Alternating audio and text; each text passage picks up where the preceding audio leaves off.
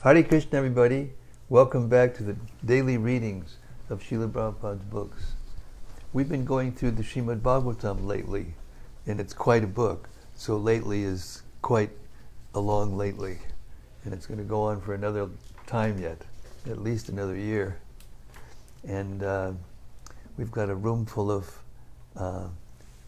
Vaishnavas who like to hear about Krishna, and therefore, what's not to like when you're with these kinds of devotees, reading Bhagavatam every day? You can tolerate anything. And the way the world's going, we're going to have to get there, to the point where we can tolerate anything. Isn't it? Okay.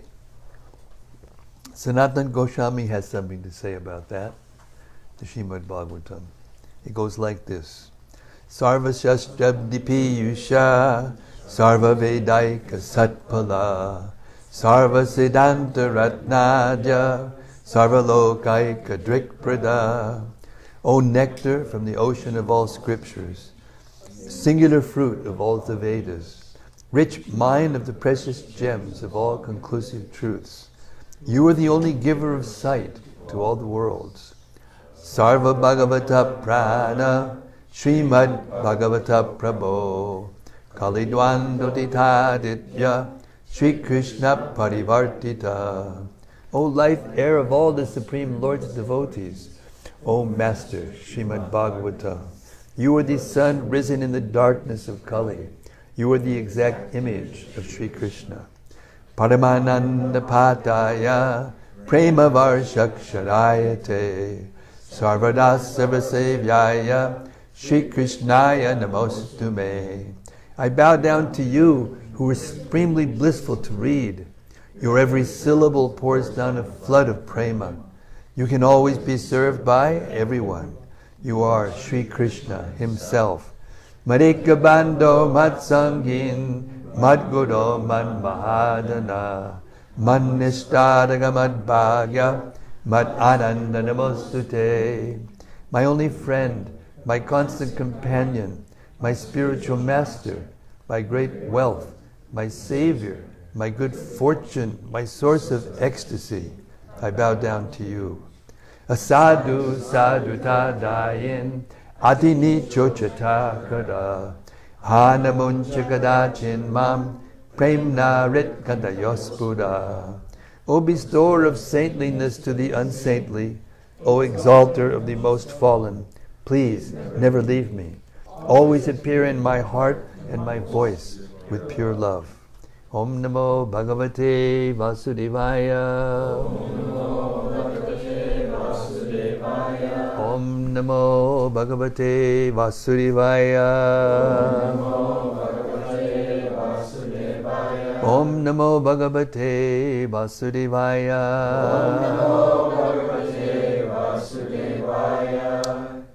Srimad Bhagavatam, Canto 4, Chapter 21.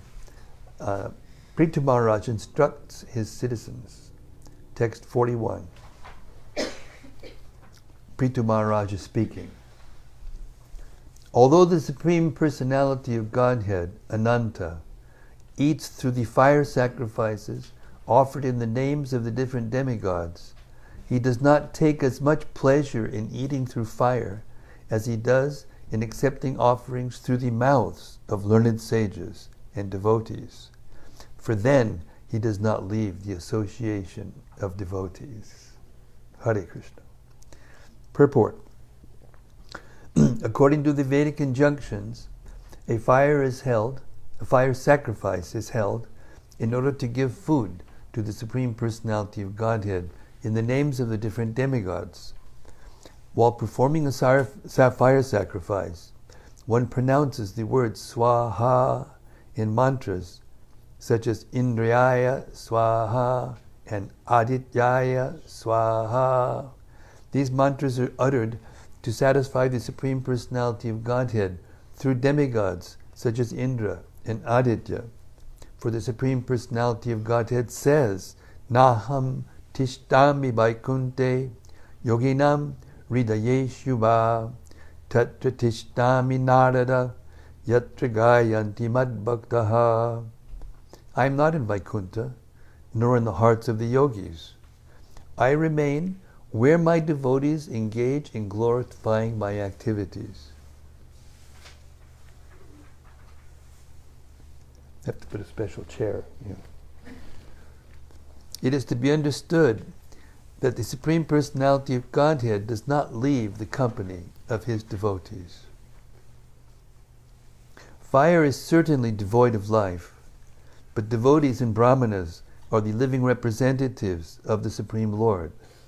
Therefore, to feed brahmanas and Vaishnavas is to feed the Supreme Personality of Godhead directly.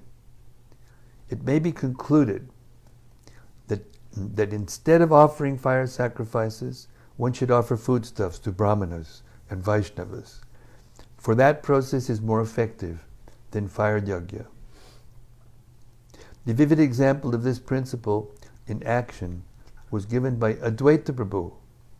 When he performed the Shraddha ceremony for his father, he first of all called Haridas Thakur and offered him food.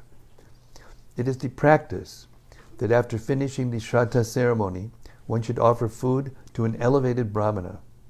But Advaita Prabhu offered food first to Haridas Thakur, who had taken his birth in a Mohammedan family. Therefore, Haridas Thakur asked Advaita Prabhu why he was doing something which might jeopardize his position in Brahmana society. Advaita Prabhu replied that he was feeding millions of first-class brahmanas by offering the food to Haridas Thakur. He was prepared to talk with any learned brahmana on this point and prove definitely that by offering food to a pure devotee like Haridas Thakur, he was equally as blessed as he would have been by offering food to thousands of learned brahmanas. When performing sacrifices, one offers oblations to the sacrificial fire. But when such oblations are offered to Vaishnavas, they are certainly more effective. Text 42. In Brahminical culture, a Brahmana's transcendental position is eternally maintained because the injunctions of the Vedas are accepted with faith, austerity, scriptural conclusions, full sense and mind control, and meditation. In this way, the real goal of life is illuminated, just as one's face is fully reflected in a clear mirror. Purport.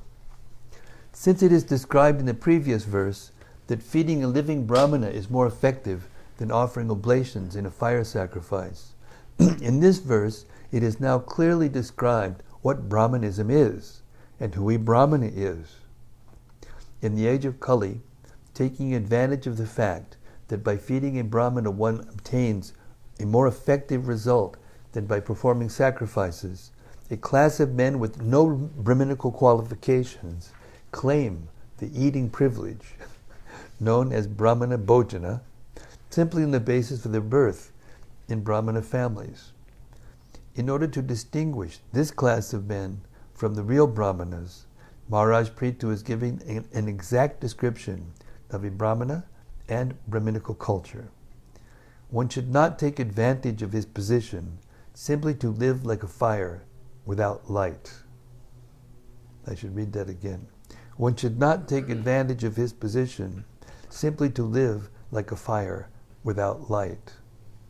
A Brahmana must be fully conversant with the Vedic conclusion, which is described in Bhagavad Gita, Vidaish Chisarvar Aham Eva Veja. The Vedic conclusion, the ultimate understanding, or Vedanta understanding, is knowledge of Krishna. Actually, that is a fact. Because simply by understanding Krishna as he is, as described in Bhagavad Gita, Janma Karma Chame Dibyam Evam Yo Veti Tatpataha, one becomes a perfect Brahmana. The Brahmana who knows Krishna perfectly well is always in a transcendental position. This is also confirmed in Bhagavad Gita 4:26. Mam chayo vyabhicharena bhakti yogena sevate sagunan samati jaitan brahmabhuya yakalpate. one who engages in full devotional service, who does not fall down in any circumstance, at once transcends the modes of material nature and thus comes to the level of Brahman. Therefore, a devotee of Lord Krishna is actually a perfect Brahmana. His situation is transcendental, for he is free from the four defects of conditional life, which are the tendencies to commit mistakes, to be illusioned, to cheat, and to possess imperfect senses. A perfect Vaishnava, or Krishna-conscious person, is always in this transcendental position because he speaks according to Krishna and his representative. Because Vaishnavas speak exactly according to the tune of Krishna, whatever they say is free from these four defects. For example, Krishna says in Bhagavad Gita that everyone should always think of him. Everyone should become his devotee, offer him obeisances, and worship him, and ultimately everyone should surrender unto him. These devotional activities are transcendental and free from mistakes, illusion, cheating, and imperfection.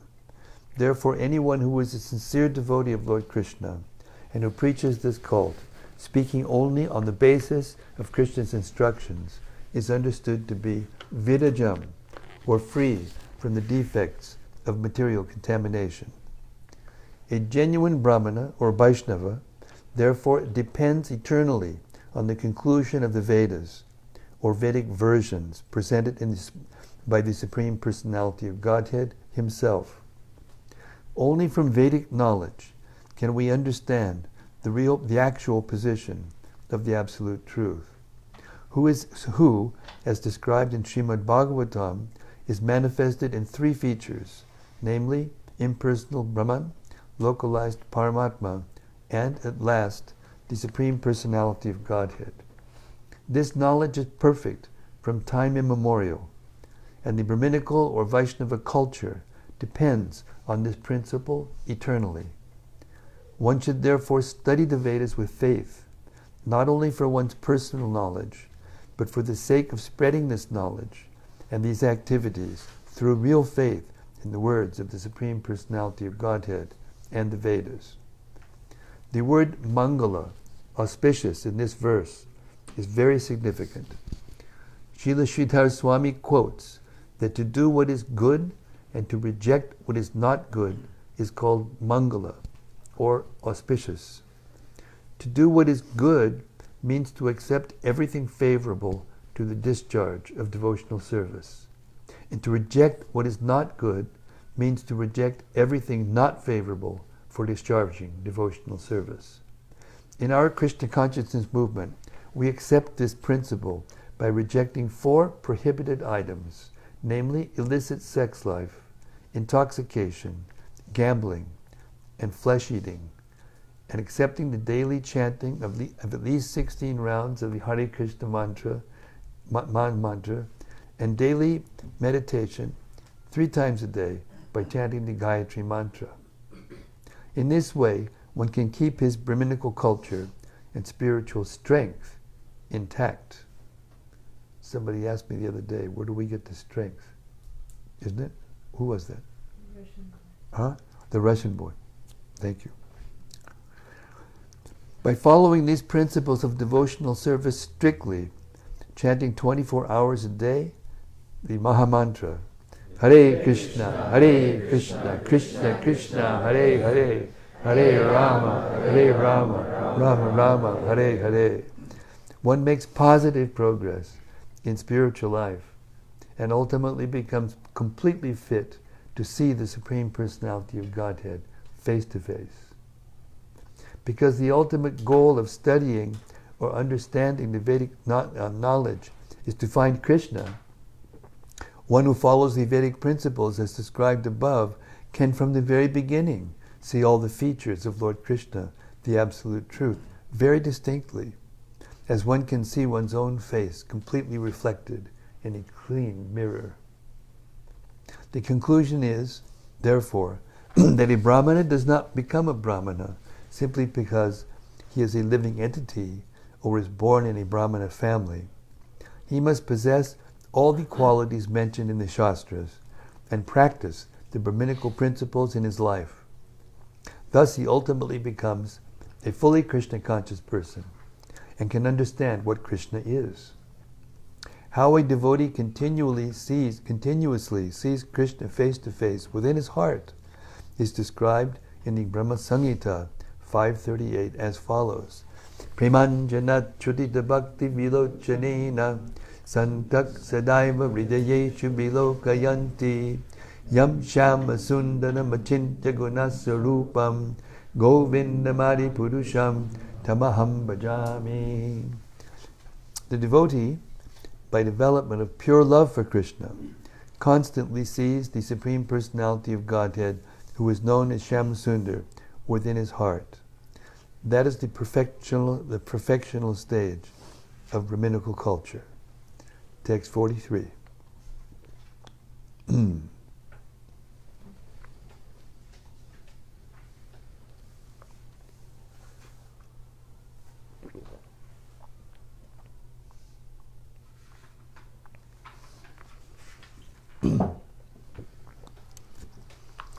O respectable personalities present here, I beg the blessings of all of you that I may, this is God speaking to his citizens, try to understand. O respectable personalities present here, I beg the blessings of all of you that I may perpetually carry on my crown the dust of the lotus feet of such Brahmanas and Vaishnavas until the end of my life. He who can carry such dust on his head is very soon relieved of all the reactions which arise from sinful life, and eventually he develops all good and desirable qualities. Purport. It is said that one who has unflinching faith in the Supreme Personality of Godhead, which means unflinching faith in the Vaishnava, or the pure devotee of the Supreme Lord, develops all the good qualities of the demigods. Yasyasti bhaktir bhagavatya kinchana sarvair gunaish tatra samasate suraha. Bhagavatam 5:18-12. Prahlad Maharaj also said, Naisham matis tavat urukramangrim. Bhagavatam 7:5-32. Unless one takes the dust of the lotus feet of a pure Vaishnava on one's head, one cannot understand what the Supreme Personality of Godhead is. And unless one knows the Supreme Personality of Godhead, one's life remains imperfect. A great devotee who has fully surrendered to the Supreme Lord, after understanding him fully, and after repeatedly undergoing austerities and penances for many, many lives, is very rare. The crown of a king is simply a big load if the king or head of the state does not actually bear the dust of the lotus feet of Brahmanas and Vaishnavas. In other words, if a liberal king like Prthu Maharaj does not follow the instructions of Brahmanas and Vaishnavas, or does not follow the Brahminical culture, he is simply a burden on the state, for he cannot benefit the citizens. Maharaj Prthu is the perfect example of an ideal chief executive. Text 44. Whoever acquires the Brahminical qualifications, whose only wealth is good behavior, who is grateful, and who takes shelter of experienced persons, gets all the opulence of the world. I therefore wish that the Supreme Personality of Godhead and his associates be pleased with the Brahmana class, with the cows, and with me. Purport. The Supreme Personality of Godhead is worshipped with the prayer Namo Brahmanya Devaya Go Brahmana Hitaya Cha. Thus it is clear that the Supreme Personality of Godhead respects and protects the Brahmanas and Brahminical culture, as well as the cows. In other words, wherever there are Brahmanas and Brahminical culture, there are cows and cow protection. In a society or civilization in which there are no brahmanas or Brahminical culture, cows are treated as ordinary animals and slaughtered at the sacrifice of human civilization. The specific mention of the word gavam by Prthu Maharaj is significant because the Lord is always associated with cows and his devotees. In pictures, Lord Krishna is always seen with cows and his associates, such as the cowherd boys and gopis. Krishna, the Supreme Personality of Godhead, cannot be alone. Therefore, Prthu Maharaj said, Sanu Charascha, indicating that the Supreme Personality of Godhead is always associated with his followers and devotees. A devotee acquires all the good qualities of the demigods. He is Gunayanam, the reservoir of all good qualities. His only asset is good behavior, and he is grateful. Gratitude for the mercy of the Supreme Personality of Godhead is one of the qualities of Brahmanas and Vaishnavas. Everyone should feel grateful to the Supreme Personality of Godhead because he is maintaining all living entities and supplying all their necessities. As stated in the Vedas, Katha Upanishad 2.2.13, Eko Bahunam Yo Vadidati Kaman. The Supreme One is supplying all necessities to the living entities. The living entity who is therefore grateful to the Supreme Personality of Godhead is certainly qualified with good characteristics. The word Vridashrayam is very significant in this verse. Vridha refers to one who is advanced in knowledge. There are two kinds of old men: he who is advanced in years and he who is experienced in knowledge. One who is advanced in knowledge is actually Vridha, Jnana Vridha. One does not become Vridha simply by advancing in age. Vridashrayam, a person who takes shelter of a superior person who is advanced in knowledge, can acquire all the good qualities of a Brahmana and be trained in good behavior. When one actually attains good qualities, becomes grateful for the mercy of the Supreme Personality of Godhead, and takes shelter of a bona fide spiritual master, he is endowed with all opulence. Such a person is a Brahmana or Vaishnava. Such a person is what? A Brahmana or Vaishnava. Just testing. See if everybody's still here.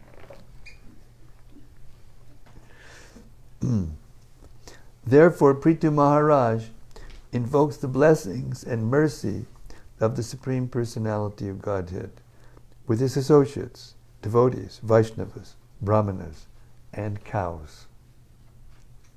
Text 45. The great sage Maitreya said, after hearing King Prthu speak so nicely, all the demigods, the denizens of Pitriloka, the Brahmanas, and the saintly persons present at the meeting congratulated him by expressing their goodwill. Purport. When a person speaks very nicely at a meeting, he is congratulated by the audience, who express their goodwill with the words, sadhu, sadhu. This is called sadhuvada. All the saintly persons, pitas, denizens of Pitriloka, and demigods who were present at the meeting and heard Prthu Maharaj express their goodwill with the words, sadhu, sadhu. They all accepted the good mission of Prthu Maharaj, and they were fully satisfied. Text 46. They all declared that the Vedic conclusion that one can conquer the heavenly planets by the action of a putra or son was fulfilled. For the most sinful Vena, who had been killed by the curse of the Brahmanas, was now delivered from the darkest region of hellish life by his son, Maharaj Prthu. Purport. According to the Vedic version, there is a hellish planet called Put, and one who delivers a person from there is called Putra. The purpose of marriage, therefore, is to have a Putra, or son, who is able to deliver his father, even if the father falls down to the hellish condition of Put. Maharaj Prithu's father, Vena, was a most sinful person and was therefore cursed to death by the Brahmanas. Now, all the great saintly persons, sages and Brahmanas present in the meeting, after hearing from Maharaj Prthu, about his great mission in life, became convinced that the statement of Vedas had been fully proved. The purpose of accepting a wife in religious marriage as sanctioned in the Vedas is to have a putra, a son qualified to deliver his father from the darkest region of hellish life. Marriage is not intended for sense gratification, but for getting a son qualified to deliver his father. But if a son is raised to become an unqualified demon, how can he deliver his father from hellish life? It is therefore the duty of a father to become a Vaishnava and raise his children to become Vaishnavas. Then, even if by chance the father falls into a hellish life in his next birth, such a son can deliver him, as Maharaj Prthu delivered his father.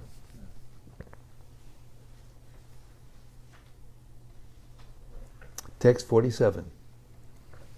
Similarly, Hiranyakashipu, who by dint of his sinful activities always defied the supremacy of the Supreme Personality of Godhead, entered into the darkest region of hellish life. But by the grace of his great son, Prahlad Maharaj, he also was delivered and went back home, back to Godhead. Purport. When Prahlad Maharaj was offered benediction by Nishingadev, due to his great devotion and tolerance, he refused to accept any benediction from the Lord, thinking that such acceptance was not befitting a sincere devotee. The rendering of service to the Supreme Personality of Godhead in expectation of a good reward is deprecated by Prahlad Maharaj as mercantile business. Because Prahlad Maharaj was a Vaishnava, he did not ask a benediction for his personal self, but was very affectionate toward his father. Although his father tortured him and would have killed him had he himself not been killed by the Supreme Personality of Godhead, Prahlad Maharaj begged pardon for him from the Lord. This favor was immediately granted by the Lord, and Hiranyakashipu was delivered from the darkest region of hellish life, and he returned back home, back to Godhead, by the grace of his son. Prahlad Maharaj is the topmost example of a Vaishnava who was always compassionate towards sinful persons suffering a hellish life within this material world. A devotee of Krishna is therefore known as Paradukha Dukhi Kripambudayi, or one who is compassionate toward others suffering and who is an ocean of mercy. Like Prahlad Maharaj, all pure devotees of the Lord come to this material world with full compassion to deliver the sinful. They undergo all kinds of tribulations, suffering them with tolerance, because that is another qualification of a Vaishnava, who tries to deliver all sinful persons from the hellish conditions of material existence. Vaishnavas are therefore offered the following prayer. Panchakalpatarubhyascha kripa sindhubhya eva cha patitanam pavanebhyo vaishnavebhyo namo namaha. I offer my respectful obeisances unto all the Vaishnava devotees of the Lord. They can fulfill the desires of everyone, just like desire trees, and they are full of compassion for the fallen souls. The chief concern of a Vaishnava is to deliver the fallen souls. Text 48. All these saintly Brahmanas thus addressed Prthu Maharaj. O best of the warriors, O Father of this globe, may you be blessed with a long life, for you have great devotion to the infallible Supreme Personality of Godhead, who is the Master of all the universe. Purport. Prthu Maharaj was blessed by the saintly persons present at the meeting to have a long life because of his unflinching faith and his devotion to the Supreme Personality of Godhead. Although one's duration of life is limited in years, if by chance one becomes a devotee, he surpasses the duration prescribed for his life. I just heard just the other day, this one, Prabhupada was having a press conference, and they were asking all these questions to him. And one of them asked, are you preparing a successor? And Prabhupada just looked at him, and then he said, what will happen when you die? And Prabhupada, I heard it was loud and clear. I will never die. I will live through my books forever. Srila Prabhupada ki jai. Another feature of a devotee is that he lives forever because of his infallible devotion to the Lord. It is said, Kirtir yasya sujivati. One who leaves a good reputation behind him lives forever. Specifically, one who is reputed as a devotee of the Lord undoubtedly lives forever. When Lord Chaitanya Mahaprabhu was talking with Ramananda Roy, Chaitanya Mahaprabhu inquired, what is the greatest reputation? Ramananda Roy replied that a person who is reputed as a great devotee has the greatest reputation.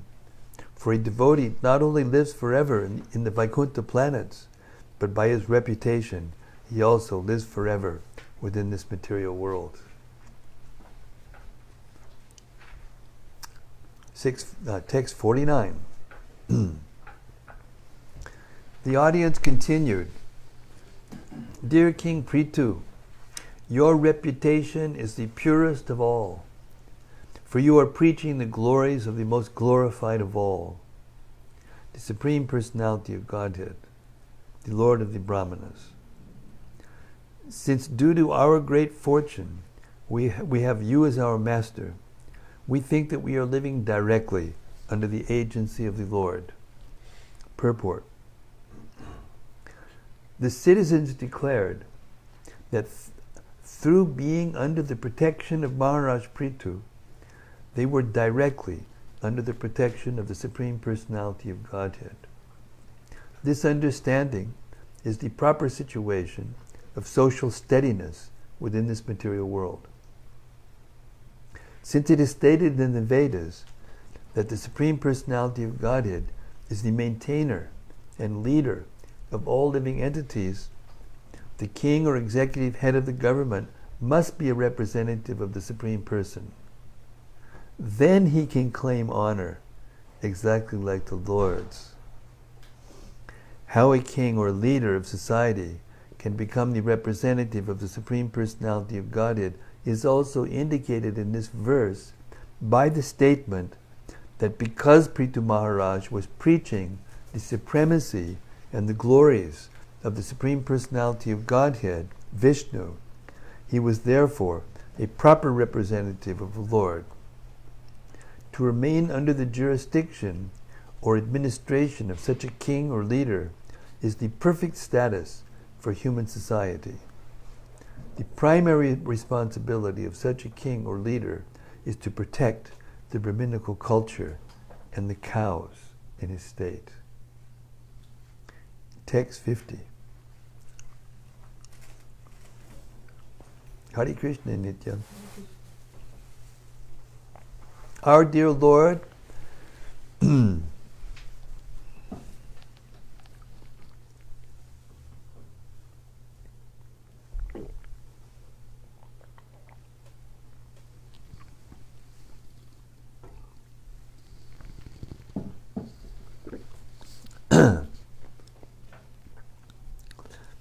Our dear Lord It is your occupational duty to rule over your citizens.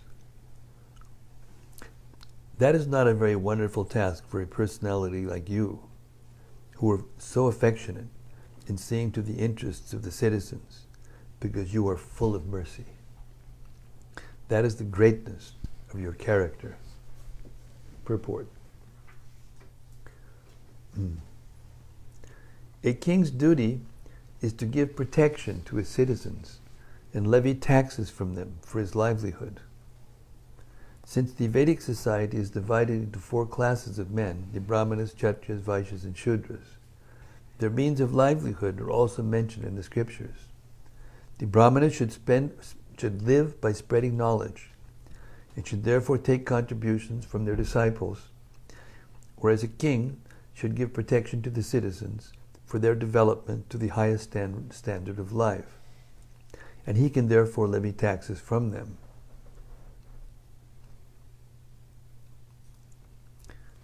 Businessmen are mercantile men because they produce foodstuffs for the whole society, the whole of society, can take a little profit from this, whereas the Shudras, who cannot work as either Brahmanas, Kshatriyas, or Vaishyas, should give service to the higher classes of society and be provided by them with a supply of the necessities of life.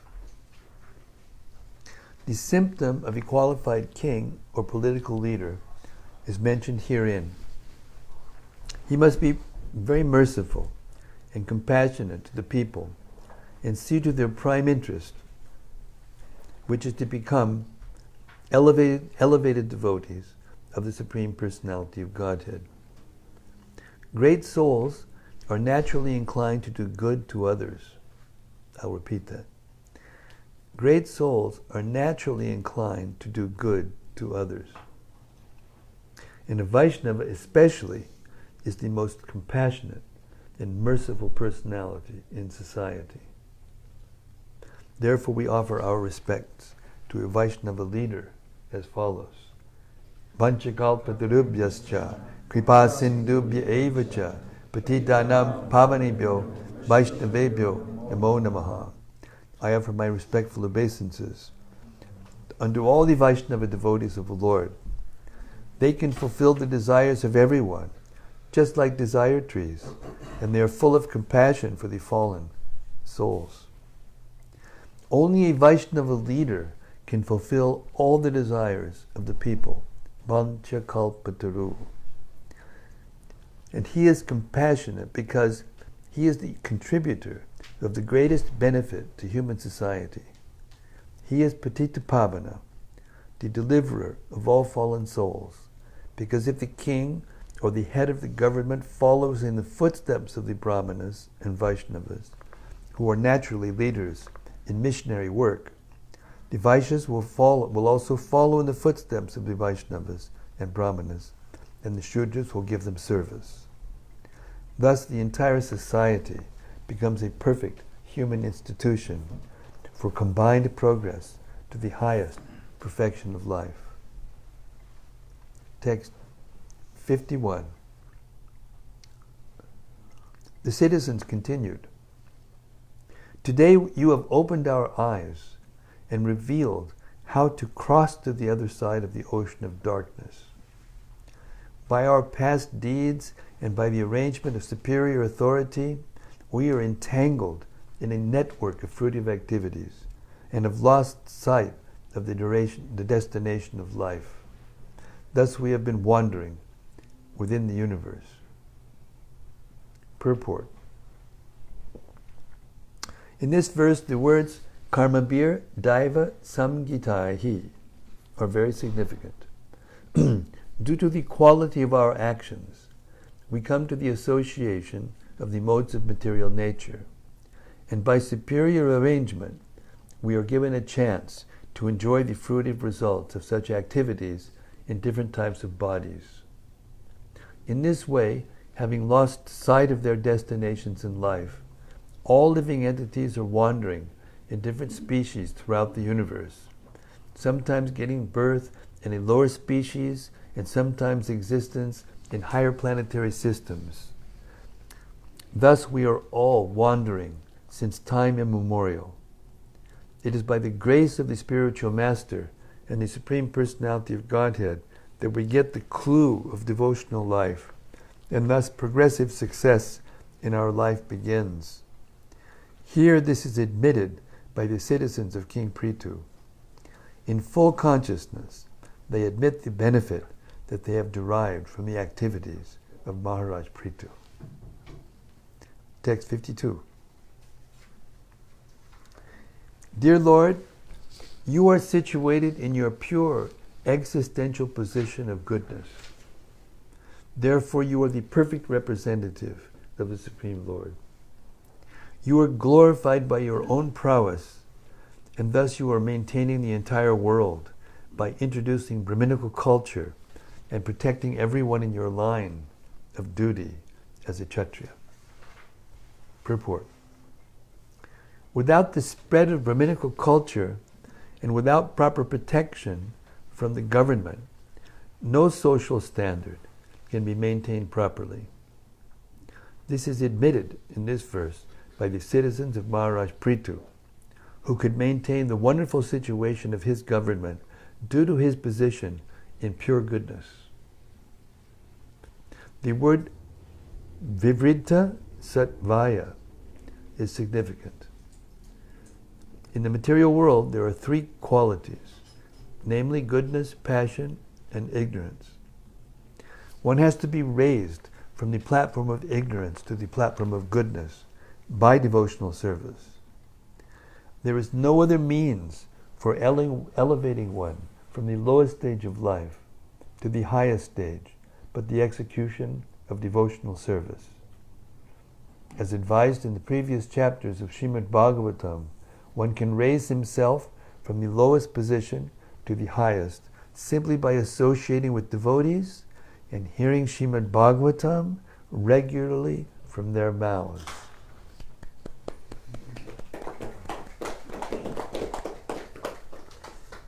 Shinvatam Sukata Krishna Punya Shravana Kirtana Ridyantaksto Yabhadrani Vidunoti Suritsatam.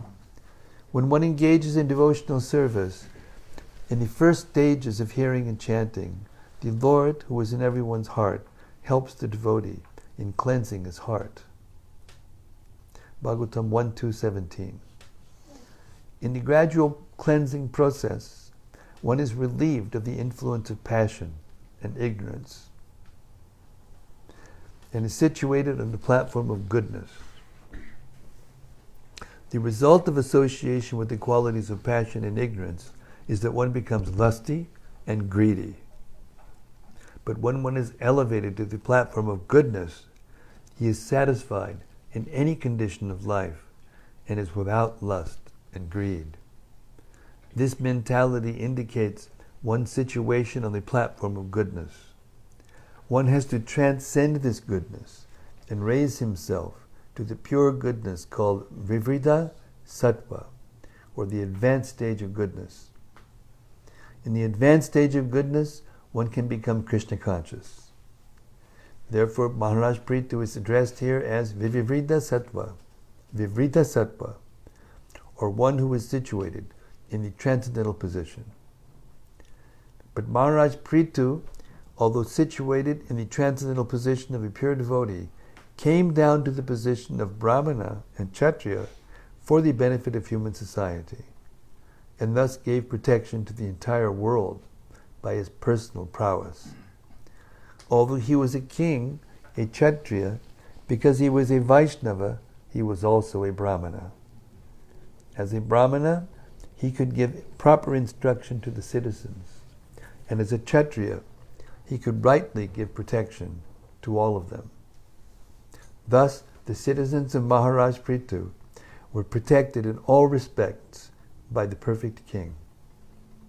Thus end the Bhaktivedanta purports to the 4th chapter, 21st chapter, 4th canto, 21st chapter of Srimad-Bhagavatam, entitled Instructions by Maharaj Prthu. Haribol!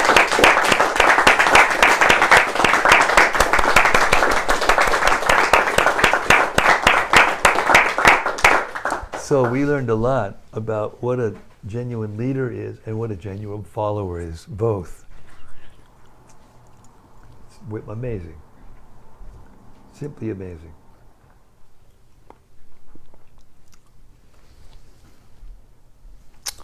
Okay, I'm going to stop there with the reading, and we can have our reflections, our nightly reflections.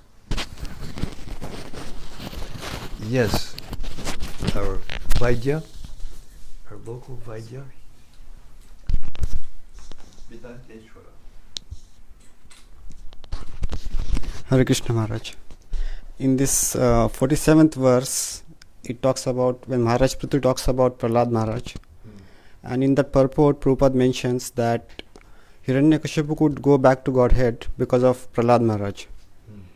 Wherein, means if my understanding is not wrong, Hiranyakashipu was delivered, in the next life, when he came as Shishupal, he merged into Lord's body.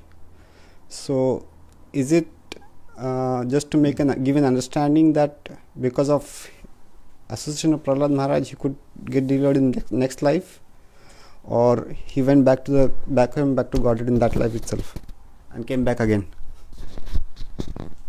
Well, both are true.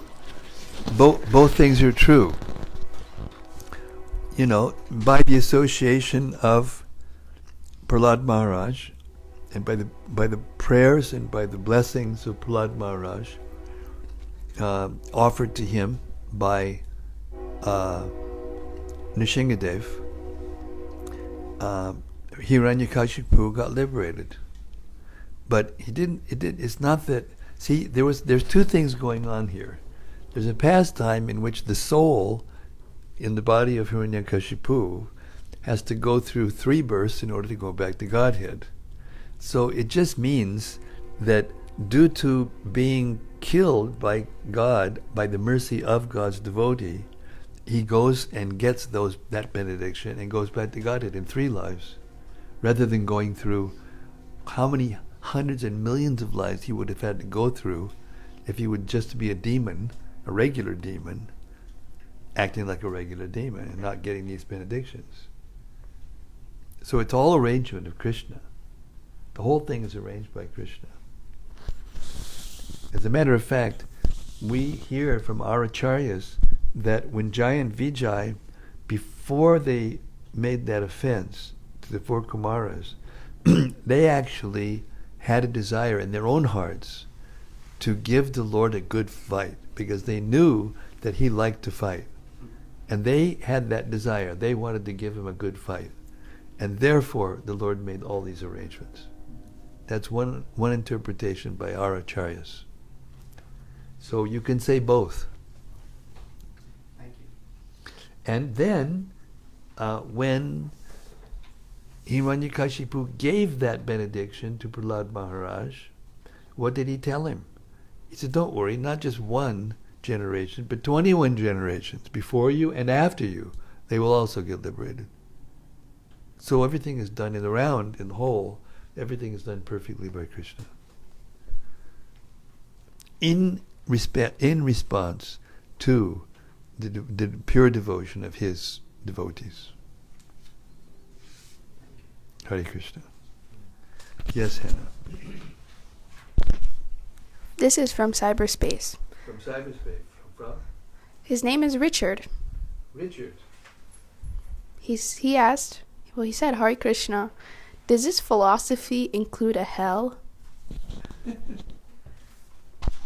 Yeah, it includes a few million of them.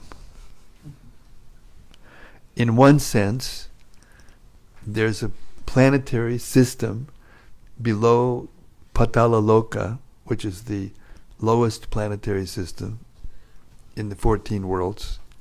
Below that, between the Garbhodak Ocean and Patala Loka, there's a region which is made up of many millions of hellish planets. And people who do really bad things, they have to go to these places and get trained for the bodies that they earned by those hellish activities. In other words, if a human being by acting like a pig, is going to get the body of a pig, he's not going to want to go into the body of a pig right away. He's going to have to be convinced. So he goes to this planet where he's forced to do things and have things happen to him that are so bad that he says, yes, let me out of here, I'll do anything. So that he can actually accept the body of a pig, or whatever the body is. So those hellish planets are for souls in human bodies that have acted so bad that they deserve to get an animal body or lower in their next birth, and they're trained to have a subtle body that is willing to do it. Whereas when the subtle body is a human experience, they're not willing to do it. That's the purpose. That, and to purify the soul from the previous sinful activities.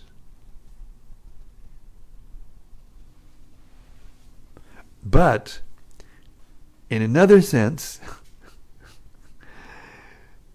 here on the earth planet at least, we see both. We see hellish conditions, we see human beings and other beings in hellish conditions, and we see them in very opulent, seemingly, heavenly conditions. So this gives the human being on the earth planet a unique perspective on life. Hari Bol Sarva, Hare Krishna, Hare Krishna, Krishna Krishna, Hare Hare, Hare Rama, Hare Rama, Rama Rama, Hare Hare. Took advantage. Maybe got a little too hot.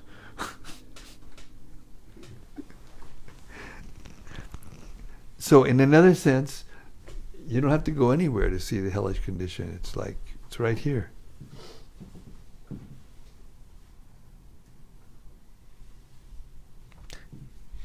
Yes. You have a question?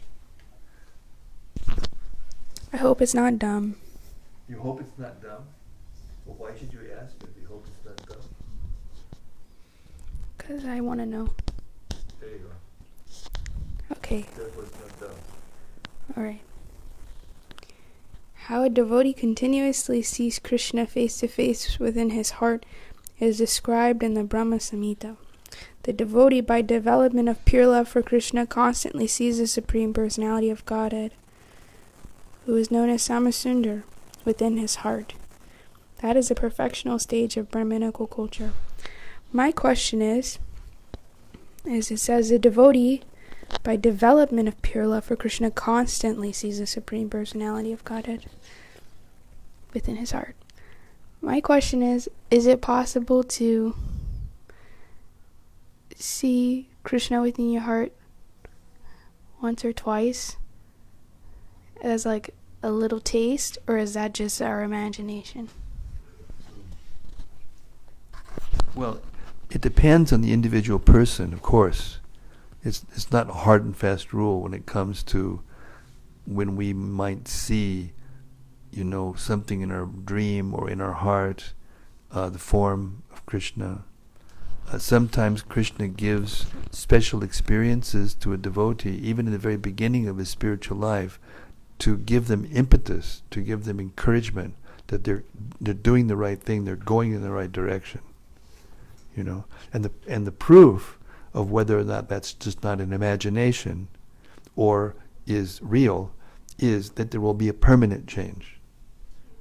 That doesn't mean that they'll be, permanently liberated or permanently in the perfect situation. If you don't deserve it, you won't get that permanent, perfect, vision. But if you're sincere and you're eligible, then you'll be given this special favor. We have the example in the Bhagavatam of Narada Muni. He went also, like Dhruva, to the forest when he was very young. By force of circumstance, his mother passed away, and he had become a devotee by the association of the great Bhaktivedanta devotees that stayed where he was living with his mother during the rainy season. And because he was so pure-hearted, and he was very good, and he had the association of the Vaishnavas, the great souls, he became, he saw Krishna in his heart. And then he woke up, he opened his eyes, and there was Krishna. And then he disappeared. And then he tried to meditate again like he did before, and he couldn't see him again. So then he heard a voice say, unfortunately, for the rest of this life, you won't be able to see me, because one has to be completely purified to see me all the time.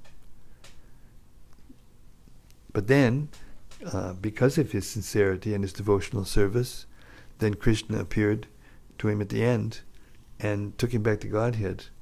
And, well, even, I don't want to say better, but he transformed his body into a spiritual body as he left his body, and he came back in his next life as Narada Muni, who, by the way, has a pure spiritual body and can go anywhere, anytime, and he's eternal.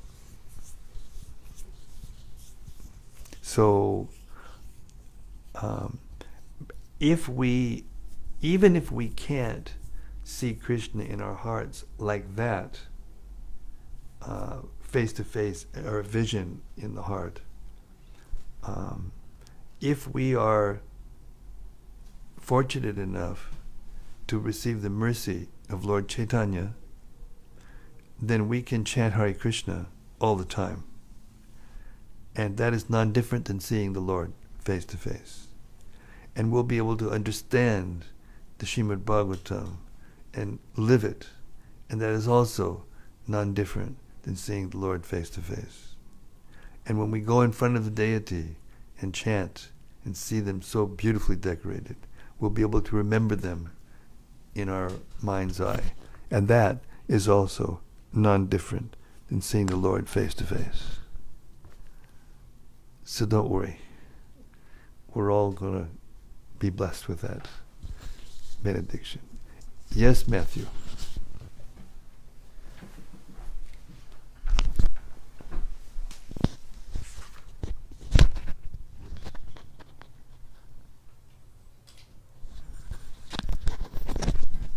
My question is about the first verse we started on today, or at least one of the early ones.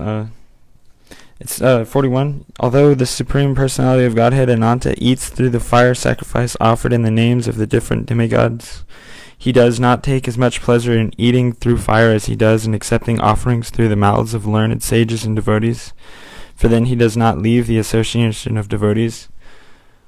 My question is, well, like, in the morning when I'm chanting my japa, I'm thinking Krishna's dancing on my tongue, so I should go to the tulsi because Krishna likes tulsi and give him a good place to be.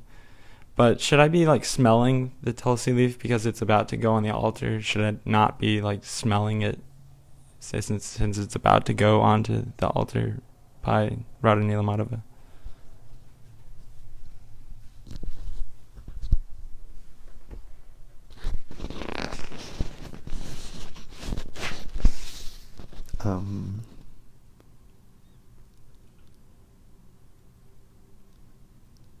The tulsi leaves should be offered to the Lord first before you put them in your mouth.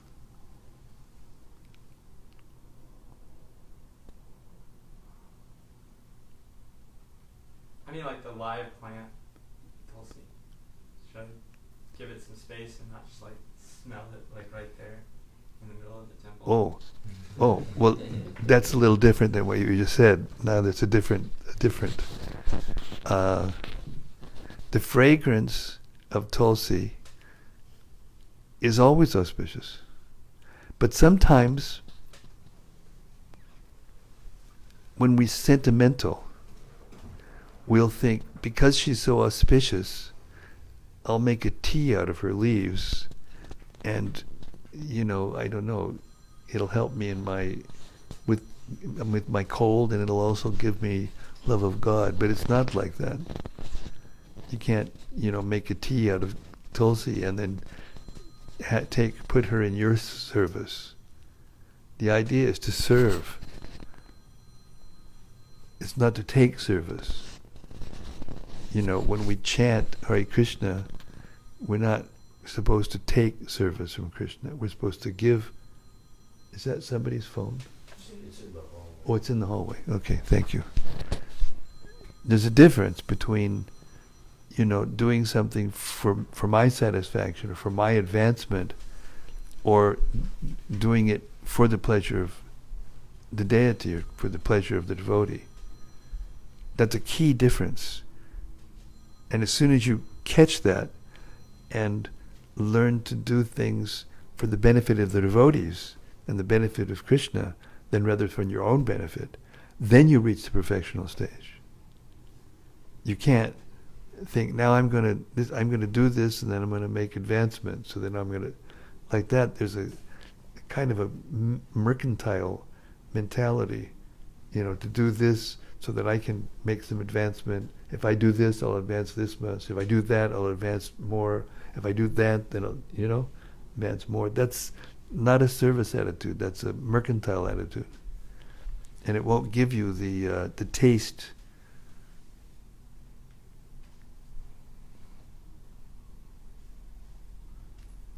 But Krishna, he eats through the mouths of the brahmanas, persons who are actually qualified as brahmanas, not just somebody who, goes to the market in India and buys a thread, 1 paisa.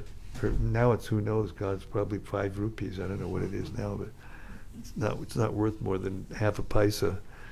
And just, and then they have a habit, they'll, let me see if I can get my thread out here. They'll wear their thread like this to make sure that everyone can see it,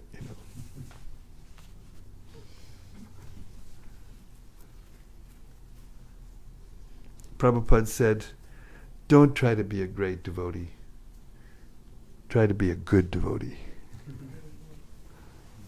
So a good devotee means to be the servant of the devotees and the servant of Krishna. Because Madbhakta Javdi Pujika, what is that? Madbhakta Jadi, I can't remember the Sanskrit. Anyway, it means that I'm more pleased when you worship my devotee than when you worship me. So that's what that verse means. That Krishna is more pleased when you feed his devotee, who is always thinking about him, than doing giving the ghee on the fire, which is also a sacrifice. Krishna is also eating. But it generally, shares to the demigods and so many things. And Krishna is there also, Vishnu is also there.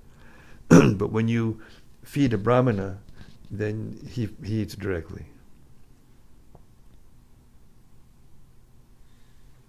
Does that answer any of the questions or not? So should I not be smelling the plant in the temple? Not do it? Should you not be smelling the plant when you're in the temple? What do? You put a nose plug in it. She's so fragrant, she fills the whole, temple room with some fragrance. You're not supposed to smell that. Should you go around with it like this, with a nose plug, so you can't smell her? You think it's going to be an offense? That's childish. That's childish. Of course you can smell it. You turn off your nostrils. Or I smell her, but I'm not going to smell her because it may be an offense. So it's funny mentality. Of course you smell Tulsi. She's auspicious. She's a pure devotee of Krishna.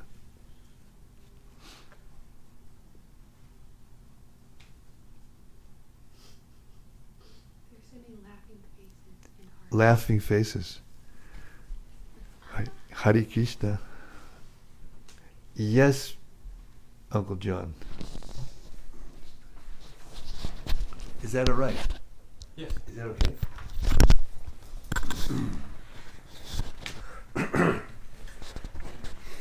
I was gonna talk about something we were talking about yesterday about offering.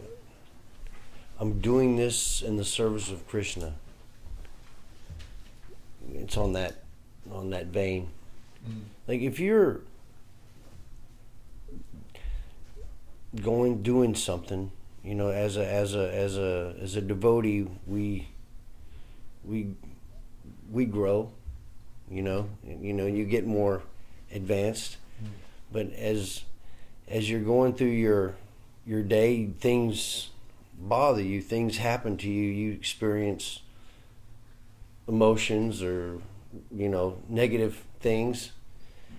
And like if you're angry and you're experiencing anger, can you say, you know, I'm doing this in the service of Krishna, even though I'm experiencing the anger, I'm using it I'm learning from it, or whatever bad situation it is, I can still use that same technique if I'm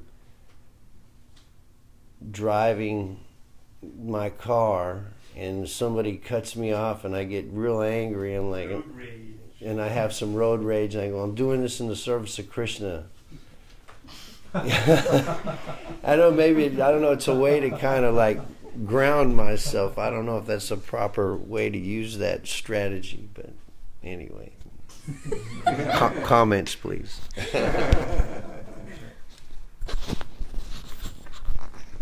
You're precious.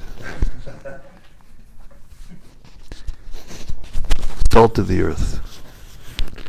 Our Uncle John. A pure devotee is never disturbed in any circumstances, nor is he envious of anyone. Nor does a devotee become his enemy's enemy. He thinks, this person is acting as my enemy due to my own past misdeeds. So it is better to suffer than to protest.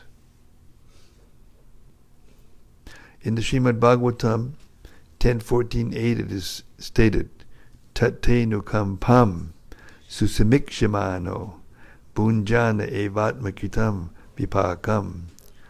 Whenever a devotee is in distress or has fallen into difficulty, he thinks that it is the Lord's mercy upon him. So he's thinking of the Lord, but he's thinking it's the Lord's mercy upon him that something happens to him. But and then I'll finish. He thinks, thanks to my past misdeeds, I should suffer far, far greater than I am suffering now. So it is by the mercy of the Supreme Lord that I am not getting all the punishment I am due. I am just getting a little by the mercy of the Supreme Personality of Godhead. Therefore, he is always calm, quiet, and patient, despite many distressful conditions. So it's not that you don't have distressful conditions. It's not that we walk around, with a silly grin on our face, and flowers are going on our forehead all the time, and bells are ringing, ding, ding, ding, ding, and like we're in La La Land. It's not like that at all. The sufferings are there, the anxieties are there, the bursts of so-called pleasure are there, which last for a second and then are gone. It's just the devotee becomes always thinking of Krishna in that way. He's always remembering that the things that happen to me, are either, he, like in the material world, if we do something good and we get credit, we're right there to say, yes, I did this and look at me, And if something bad, as soon as something bad happens, it's God's fault. I don't deserve something like that. So it's just the opposite. It's just the opposite. So this is what it means to be Krishna conscious while you're in the material world. You have to be tolerant, and see how it is that Krishna is adjusting things and arranging things. and you see that person as an agent, sent by Krishna to give you a little bit of what you deserve, and therefore you can say, hey, thanks, rather than, come over here and, I'll give you a piece of my action, whatever, And in that way, a devotee actually becomes jolly. And even if somebody comes and just, does something lewd or something crazy, you kind of laugh, because it's like a child, It's like a little baby comes and says, you're like this, why do you smell so bad? Or something, whatever. And you just laugh, it's just, it's like, it's like that. So like that, we have to practice, practice, gradually practice. And even if you're not there yet, you can practice acting like you're there. And Krishna appreciates that so much. From within the heart, he actually gives you some real relief.